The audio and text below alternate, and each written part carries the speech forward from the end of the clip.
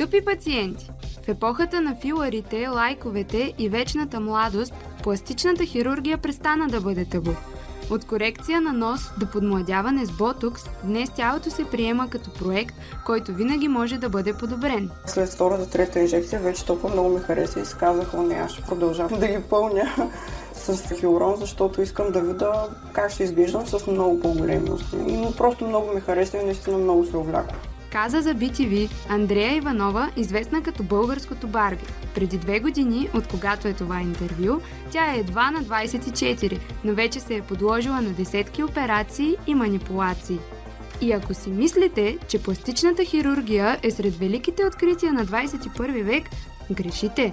Всъщност, първите операции не са в Турция, и то на промоция, а в древен Египет и Индия 600 години преди Христа. Лекарите са конструирали носове, уши и устни, като са местили кожа от бузите или челото. Раз, два, дясна ръка, лява ръка. Мускули маса, силикон. Прекалената суета се качи на сцената на социалните мрежи и затвърди външния вид като особен капитал, пациенти мои. Лицето ви вече не е просто лице, особено това в огледалото сутрин. То е профилна снимка, визитка, валута. Пластичната хирургия безспорно има медицинска и психологическа стойност. За хората, преживели инциденти, хората с физически заболявания или тези с натрапчеви комплекси, тя може да бъде шанс за ново начало. Но не е онова ново начало, а истинско ново начало. Проблемът идва там, където скалпелът се превръща в панацея или в средство за масово уеднаквяване или поразяване.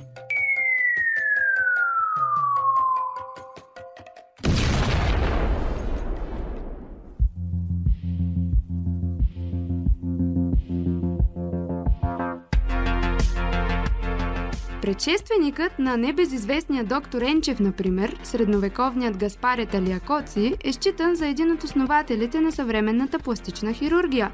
Според него, пластичните операции не се правят за окото, а за душата. Какъв еретик!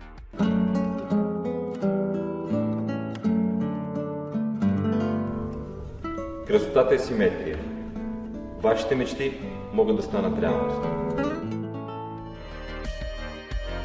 У нас личната симетрична красота личи отдалеч. Толкова отдалеч, че чак е безлична. В добрия случай. В България не е нужно да отидеш при древен египтянин, за да ти съсипе носа. Достатъчно е да попаднеш на лекар, учил медицина. Ама в Google. Представяте ли си, драги пациенти? През последните години ставаме свидетели на все повече случаи, в които хора се доверяват на фалшиви лекари с още по-фалшиви свидетелства за специалност, които режат, кълцат, будат, пълнят и оформят лица. Не пилета, повтарям, лица. Все едно са в час по трудово. Майко, ще умрем. 6 кокошки съм заклала, буйно вино съм наляла. Яла ли бе до вечера, ще те чакам на пенджера. Няма мама, няма тате, няма кой да ни кара. Яла любе до вечера, ще те чакам на пенджера. И какво се получава, пиленца? Ако аз влезнах с един леко гърбав нос, то сега резултата беше една топка. Те са ми изрязали всичко. Затова носа ми беше на пихтия. Каза поредното потърпевшо пиленце пред нова. Скъпи пиленца и пациенти, трудно признаваме собствената си роля в проблема. От една страна осъждаме прекалените корекции, от друга възнаграждаваме съвършенството с внимание и популярност. Така да е, бъди себе си, но изглеждай като всички останали. Пластичната хирургия е и може да остане значима, но само когато се практикува етично и професионално. Ако забравим това под натиска на социалните идеали и комерциалните обещания, цената не е само в парите, а и в здравето и самочувствието ни. Но и да не ми повярвате, няма нищо страшно, пиленца. Да легнеш под ножа сега е модерно. Вярно. Глупаво, ама вайрал.